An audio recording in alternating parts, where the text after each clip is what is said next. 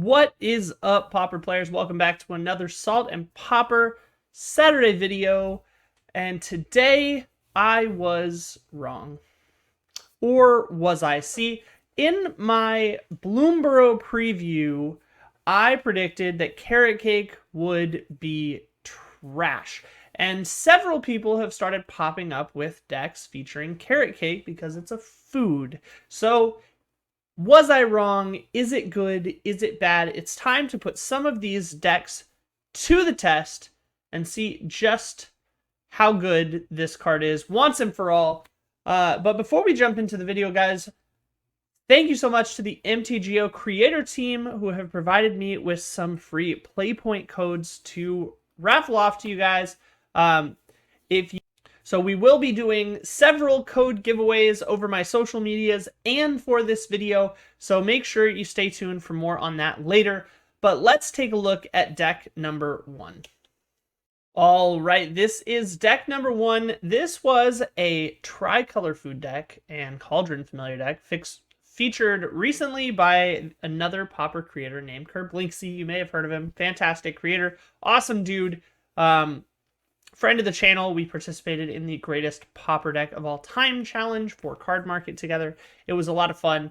Definitely take a look at their channel if you haven't already. Awesome content, and definitely awesome thumbnails and cool deck text. So today we are looking at black, white, green Pestilence food. And this is a really interesting deck using Cauldron Familiar to maximize on our foods. We have a ton of foods. We have Heaped Harvest, we have Lembas, we have Golden Egg, and we have Carrot Cake. All decks are all cards that can be sacrificed to bring Cauldron Familiar back, and both Carrot Cake and Heaped Harvest act as sacrifice additional value for the Cauldron Familiar, which is fantastic. All right, and then the card of the hour is Carrot Cake. This is a 2-mana food, and when it enters or when you sacrifice it, you create a 1/1 and scry 1. Admittedly, in my playtesting of this deck, Heaped Harvest was actually the more valuable food. Even though it does cost 3, you get 2 lands into play tapped, which is pretty insane. Definitely a very strong ramp card. Overlooked this card in the preview as well. But Carrot Cake didn't feel super impactful, although it does give you some extra creatures, which are needed. And Guardian of the Guild Pact with Pestilence is kind of a tried and true combo to finish off the game.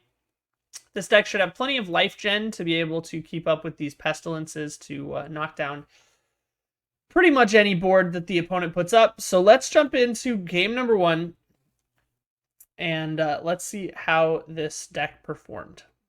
All right, this is game number 1 with Kerblinksy's Food Pestilence deck. This is against Vico 100 or Vaco 100, tough to say. But we are going to jump right into the action here. We win the die roll, which is a great start. This is a perfectly fine hand. We just need to find 1 land to Heaped Harvest into the Pestilence. We have the Lembas. And we have tons of draw, so we're going to see what this deck can do for us. We neglect to sacrifice there. We're trying to draw the land. We end up fetching at end of turn for Heaped Harvest. You do get to draw. Opponent starts on a Burning Prophet, which is kind of interesting. But very quickly, this becomes Kalikaz's Red-Green Storm. This is an amazing deck. It's so much fun to watch it go off. But we are just going to take 6. Could have landed a Pestilence there, but couldn't actually do anything with it. So rather just dig and try to find a removal spell for this Burning Prophet. We didn't get there, unfortunately. We just hit another Pestilence. We're going to go ahead and Deadly, looking for a Snuff Out. We do hit the Snuff Out, which is awesome here. We go ahead and kill the Anarchomancer.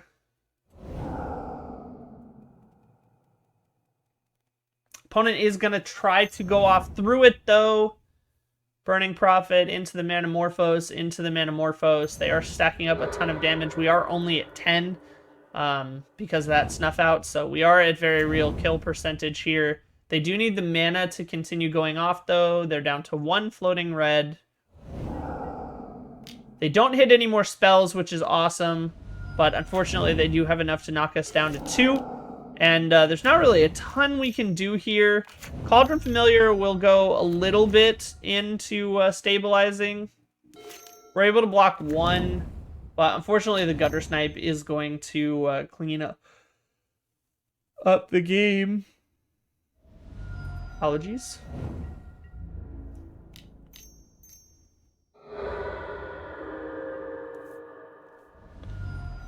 We go down to 1.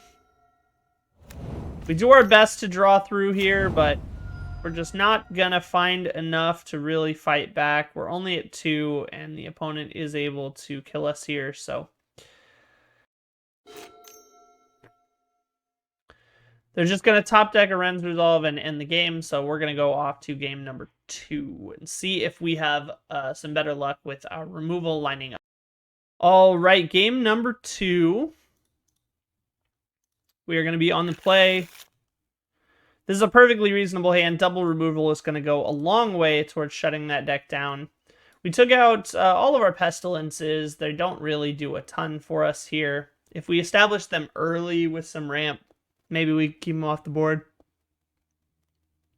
But unfortunately, they're just not going to do enough. Campfire was an interesting choice. We decided against it. Seal of Doom was an interesting choice. Decided against it. Just have as much removal as possible and try to streamline our plan here to just draw for the removal. So off to the races we go.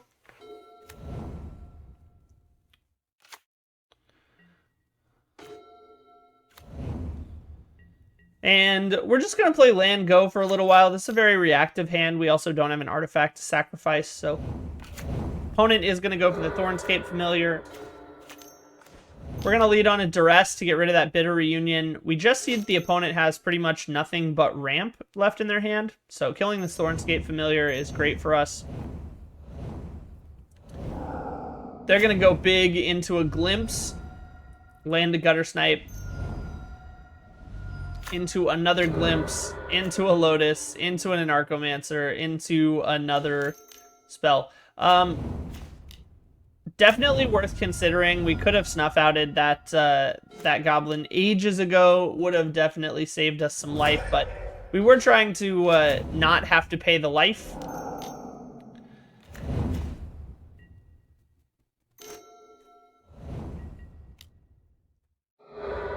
Go ahead and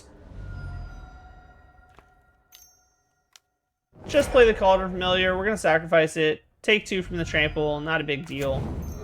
Crash Through is not really the thing that's going to end the game for him with the Narcomancers in play.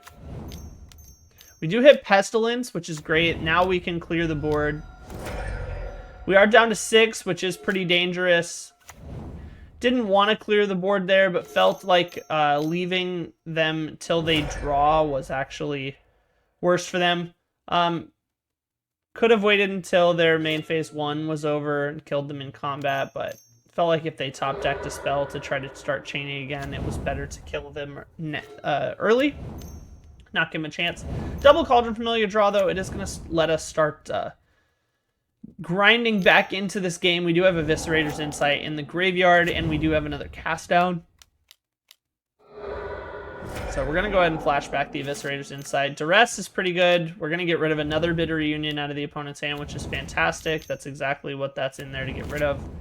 That kind of just eliminates their draw options. If they hit a top deck land, they're in really bad shape. Manamorphose isn't too bad into a 1/1 that's not going to do much with no hand. We are going to go ahead and sacrifice the Carrot Cake to start getting a board presence. Generating some rabbit tokens. Accursed Marauder gets rid of their dude. One of our Cauldron Familiars.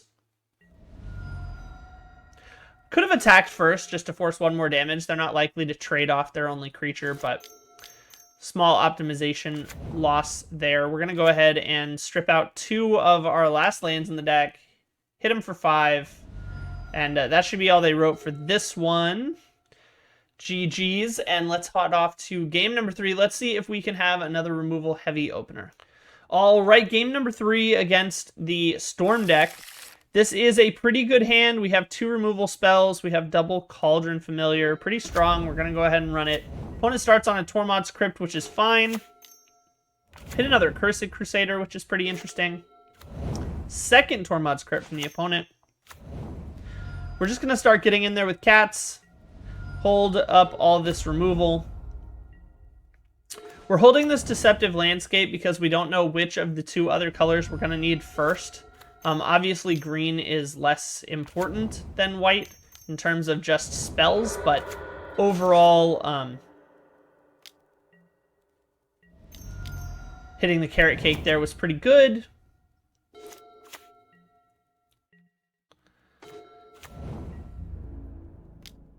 Just going to go ahead and start smacking in. We hold a ton of removal up here. Could have developed this Pestilence and just had it on the board. Would have been really interesting for Threat of Activation. They weren't likely to kill us that turn, but definitely a choice there. Would rather hold up the Cast Down and maybe be able to sacrifice the Carrot Cake to boost my field up a little bit. Opponent goes Thornscape into the Burning Prophet. Now, we are letting a lot of these spells resolve, but ultimately we're waiting for a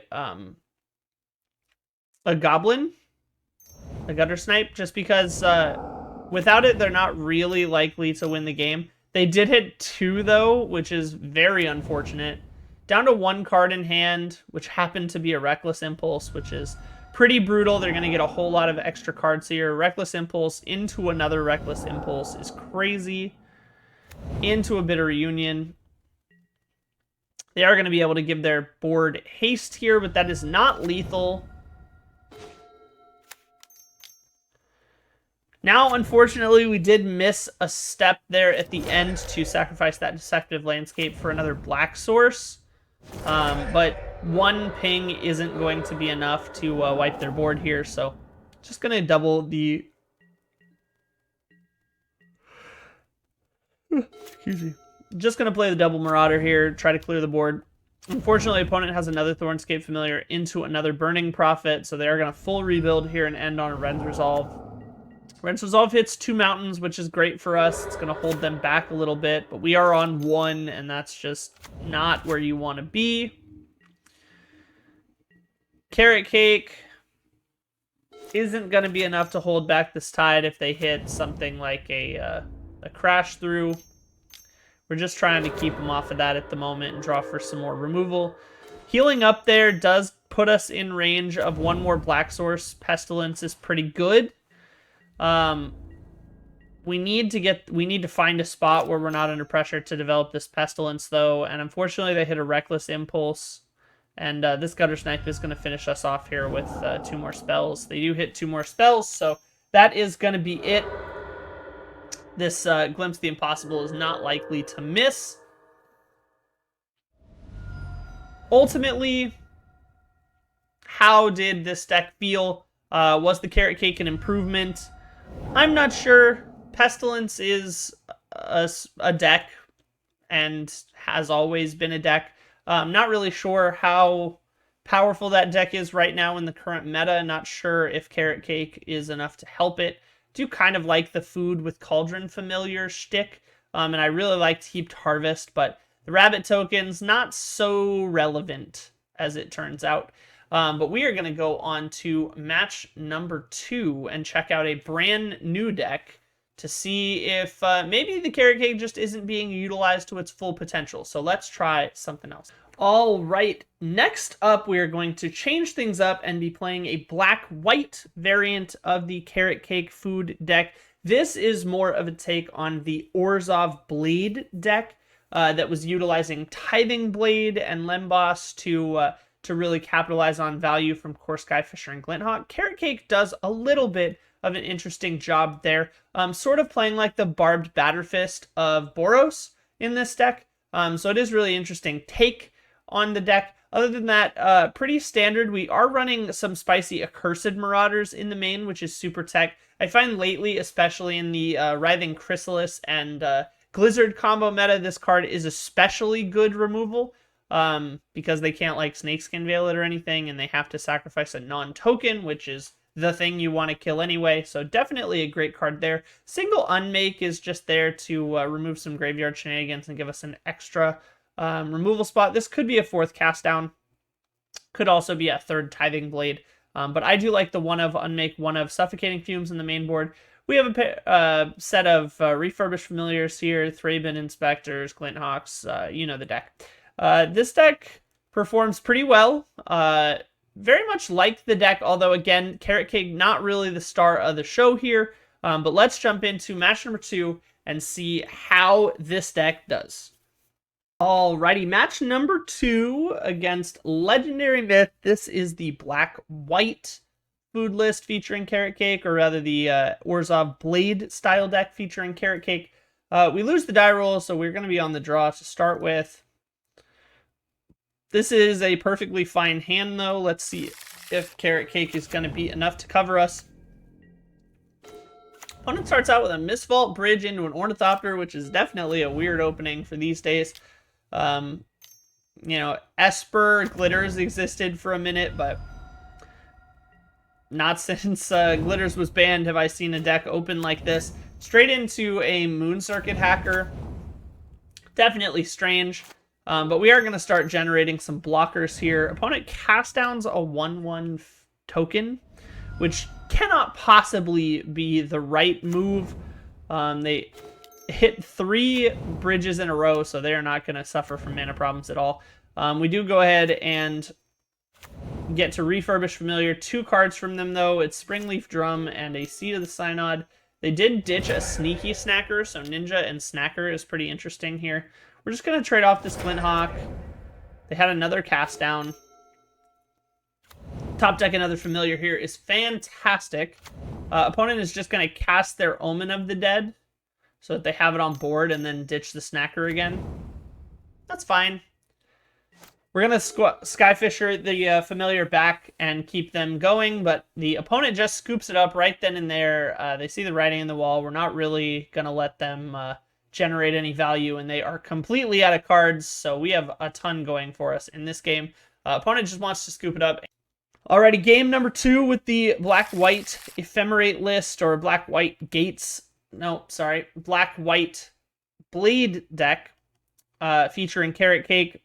This, unfortunately, is not a keepable hand. This one, however, is a keepable hand. A little bit awkward because we don't want to spend this Bajuka Bog super early because we know they have snackers, but should be fine with this Goldmire Bridge into a Basilica for black. So let's kick it off. We throw back the bridge. Ultimately, it just seemed like the least impactful land. We do top deck one, so great top deck from us there. We're going to be able to buy back the Bajuka Bog with the Orzhov Basilica anyway, but opponent opens on a refurbished familiar, which is super annoying. We just ditched the Bajuka Bog so that we have an untapped land for this turn so we can start building a little bit of a board presence. And again, we know that the opponent is on sort of this ninja-y package, so at the end of the day, we just need a board to really prevent them from snowballing on us. And we develop a Skyfisher here, which is pretty strong. Opponent has a Marin Enforcer. Not going to do a ton against all these 1/1 tokens we're generating, so that feels okay. We're just going to develop the Carrot Cake again here. And then we have a Deadly Dispute for it, which is pretty good.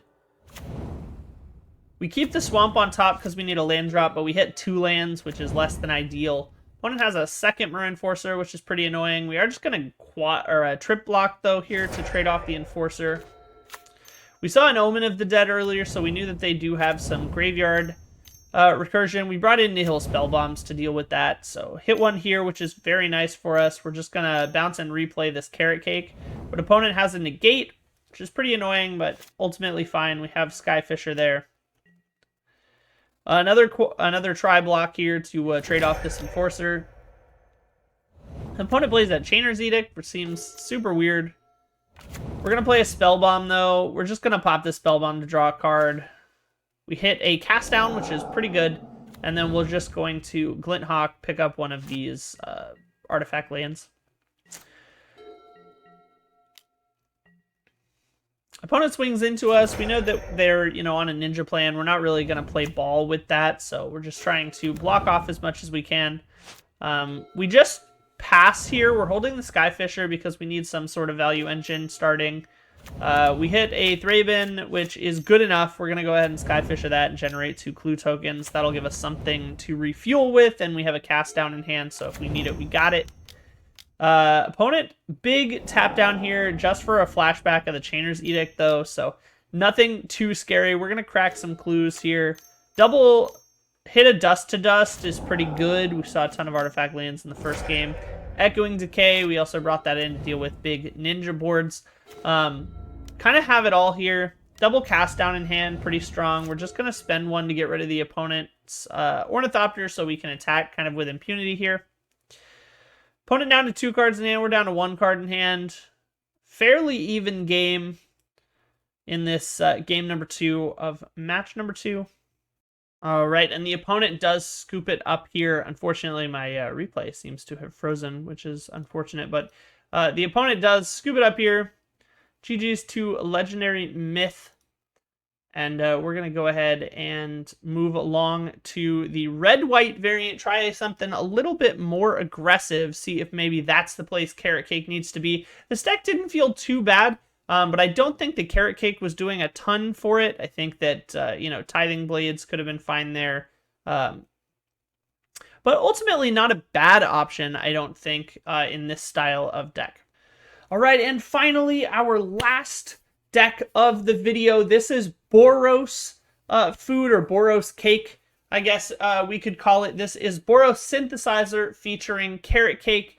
This is utilizing Carrot Cake, much the same that Barbed Batterfist features in this deck. It's using Kuldotha Rebirth, Synthesizer, Glint Hawk, Core Skyfisher. I'm adding a couple of Foundrix Helix, which was a tech in the original Boros Synthesizer list. And because it lets you sacrifice a permanent, you get to sacrifice the Carrot Cake for the extra value. And just a single rally of the Peasants, trying to really put a little bit of pressure on with this Kuldotha Rebirth Carrot Cake kind of thing we got going on, because that's a lot of tokens. We don't really have a Bushwhacker or anything to go along with this, although that is something maybe we could look at in future variations if this deck turns out well. Demand Answers, another way to sacrifice an artifact to maximize the Carrot Cake value. Definitely an interesting deck. Not 100% sure this is going to work better than the original Synthesizer deck. But let's jump into match number 3 and let's give this a try to put the final... to finally put an end to the debate whether or not Carrot Cake is good. Let's jump into the match. Alrighty, in our final feature match for this week, before we kick off this game, guys, let me tell you about this code giveaway. So on all of my social medias right now, there is a post about the giveaway with my creator portrait up front, but also as part of the giveaway for this video, if you comment on any of those posts and on this video, you will get an entry into the giveaway of 5 different codes, 1 for each post and for this video. So we have a ton to give away. Make sure you get as many entries as possible. I'm going to be picking a winner and announcing them at next week's video. So stay tuned for that, guys. Make sure you drop a comment and a like down below on the video and get your entries into that while we're at it. So off to match number 3, the final deck, red-white. Let's see what this has in store for us. Do win the die roll here, which is great, especially on an aggressive deck like this. Synthesizer, Glint Hawk, this seems like everything we need it to be, so we're going to go ahead and run with it. Opponent has a Lacuna Band Trailblazer. Not ideal for this deck to go up against mono white heroic. Definitely a fringe deck. Wasn't expecting to see this. Has a 3/7 on turn 2 with Vigilance. Pretty good. It also has protection from red and black, which is definitely going to be a problem. We're going to Dawnbringer Cleric, the pro spell, so we can at least block with our tokens. And let's see what we've got here. Opponent adds an Ethereal Armor to the mix, which is brutal. Definitely not what you want to see, but at least now we can chump block with it. We're just going to play a tap land. Unfortunately, we can't really just lead into the Synthesizer here because the vast majority of our deck costs 2, so there's a high likelihood of us not being able to cast the spell. Opponent has Cartouche, makes it a 9-13, which is absolutely massive. We're going to hit the experimental synthesizer here. Okay, and then unfortunately, due to some misclicks there, I end up sacrificing my untapped Rustveil Bridge to this Rebirth instead of Synthesizer, and we just scooped this one up to save the mental damage and go to game number 2. Let's try to bring this match back and a little bit cleaner play this time. So let's see how game number 2 goes. All right, game number 2. Obviously, we're going to be on the play. Sideboard says we bring in some flag bearers, which are pretty strong in this matchup, but that's about it.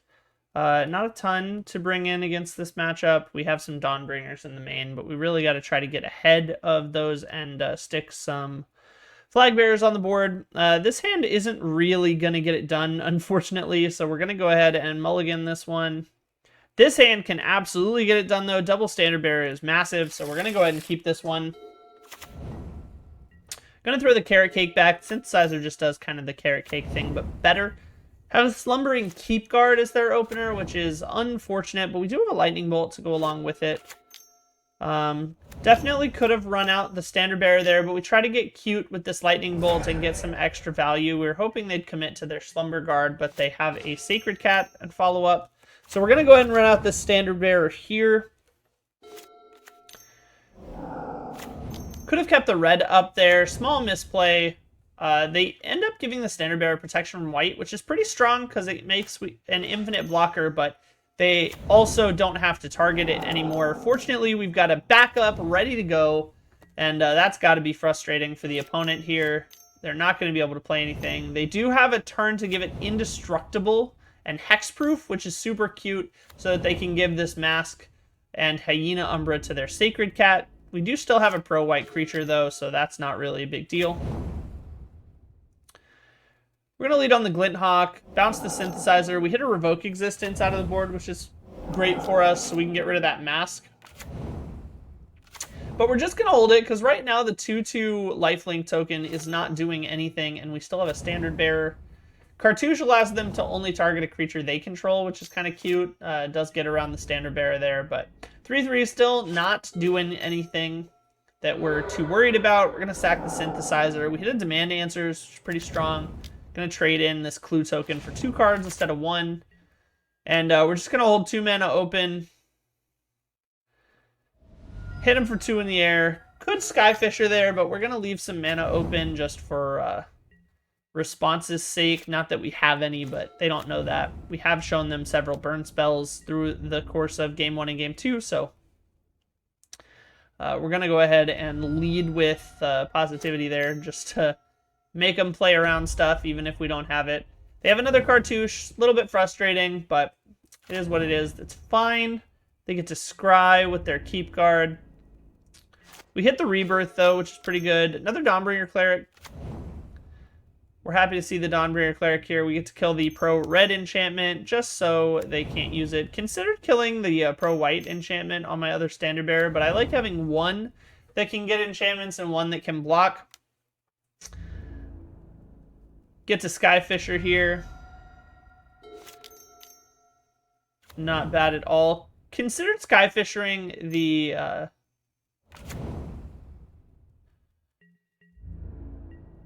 I considered Skyfishering one of the Standard Bearers there, but ultimately didn't seem worth it. We're going to have Revoke Existence to kill the second Benevolent Blessing, though, so no more pro-white on that Standard Bearer. The opponent scoops it up, unable to fight through our Standard Bearers and out of cards.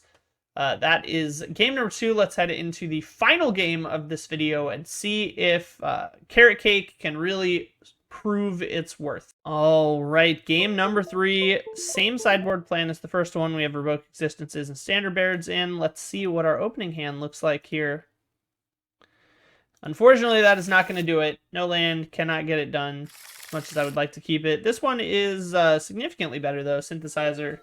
Called out the Rebirth with the Revoke Existence. Unfortunately, we don't have another Standard Bearer. Hoping to get there with this Synthesizer. They have Mask.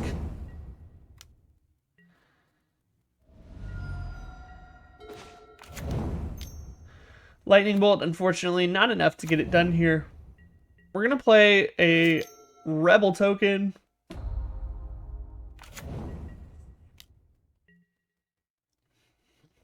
Just gives us something once we kill this mask.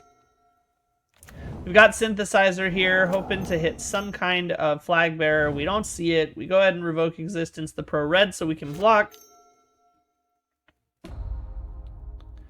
Definitely on the back foot here. They have a 5/9 in play. That's never what you want to see, but they are only on one land. So if we can get rid of this 5/9, we'll be in pretty good shape. We're going to rebirth the Synthesizer. We hit a Demand Answers. Go ahead and sack a land for that. Not a huge fan of that play, but we did have the backup plan, so it doesn't seem too bad. But they do have the Benevolent Blessing with the second land in hand, so definitely getting punished by the Pro Red.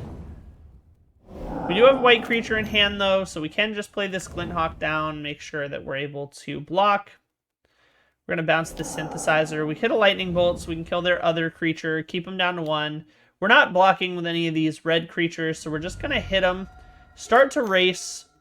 They don't have lifesteal or anything, so we don't really have to be worried about that. We just need to generate white chump blockers here. Hit a Dawnbringer Cleric, which is fantastic. That opens the door to get rid of this Benevolent Blessing, which we're very happy about. Synthesizer into Synthesizer, you always love to see, so definitely going to take those. Dawnbringer, the Benevolent Blessing. Now we have blockers, which is fantastic. We get to get in there with all but one. We're just planning on chumping the Goblin here, making sure we preserve a red and a white board. Definitely should have re-equipped the Batterfist there onto like the Dawnbringer Cleric instead of just attacking into the 1/1 and dying with my 3/1. Lost a lot of tempo there. Heliod's Pilgrim shows us Soul Link though, so we definitely have a little bit of a race on our hands. We need some sort of artifact removal.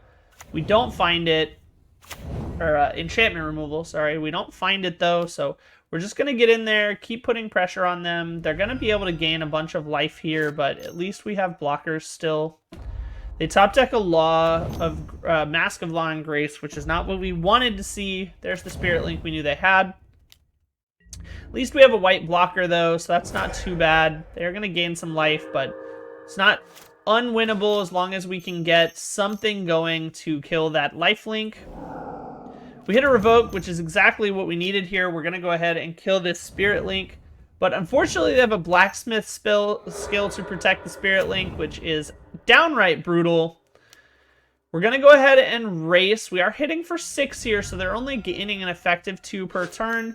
We do have a Samurai token to block with, but unfortunately, they have Benevolent Blessing for the protection from white, and that's going to be an unblockable, 8, 9, 13, and we are dead. So GG's to the opponent. Well played. That third game was really close. Unfortunately, I think this matchup was winnable. Just kind of mental boomed in game number 1 and had to scoop it up. But definitely a close match. Overall, the deck felt okay. But let's see. Let's go back to the deck list and find out which felt best. Alrighty, so at the end of the day, was Carrot Cake good? Was it good enough? And does it earn a spot in a deck? Well, at the first glance, the Kerblinksy Pestilence deck, not a fan of this one. The deck felt fine, but Carrot Cake didn't feel good in the deck. So nothing against the deck, nothing against Kerblinky. I do think the Pestilence deck is good right now. If you can live long enough to make it happen, it's certainly a perfectly viable deck. I feel like the format is very fast right now, however, and Pestilence definitely is a slow option, and Ponza probably feels quite bad into this deck. I didn't actually run into that deck while testing, but seems like it would be an abysmal matchup. The Black-White Foods deck did feel okay. We definitely went into a weird deck, so I'm not going to skew my opinion based on this being the only deck that won. But this did feel like the most proactive of the decks for sure. Deadly Dispute and Eviscerator's Insight being all we needed to sacrifice the Carrot Cake turned out to be correct. I don't think the Cauldron Familiar Plane is called for. But the Refurbished Familiar archetype really just kind of does it all with Glinthawk and Skyfisher. It's definitely the workhorse of the engine, not the Carrot Cake. So the end of the day, was Carrot Cake better in this deck than like extra Tithing Blades and extra Lembas would be? I'm not 100% sure. I do think that it adds a little bit of redundancy to the deck in terms of pressure, which I like, but overall the card seemed okay at best. And then finally, the red-white food deck with the Kuldotha Rebirth. Now, this one went against mono-white Heroic, which is a super atypical deck. I don't think you're going to run into that very often. As it stands, I think the deck is probably the best fit for Carrot Cake, although I'm not sure it's better than Batter Fist. At the end of the day, this one's kind of a toss-up. This is the only deck that I would consider running Carrot Cake in, which is unfortunate because I really want to like this card, but that sacrifice clause is absolutely brutal. If it was enters or leaves play like Synthesizer is, I think this would have been a slam dunk into Boros Synthesizer, and it certainly would have made more of an impact, but unfortunately, not so much.